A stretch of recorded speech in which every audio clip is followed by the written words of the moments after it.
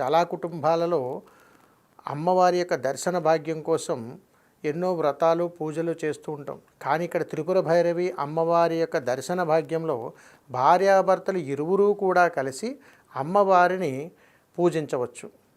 ఈ అమ్మవారిని ప్రసన్నం చేసుకోవటానికి ఓం హం రాం కాం క్లీం సహ హం హం భైరవి కురు కురు స్వాహ అనేటువంటి మంత్రాన్ని జపం చేస్తూ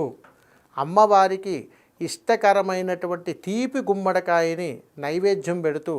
ప్రతి పౌర్ణమి లేదా అష్టమి రోజు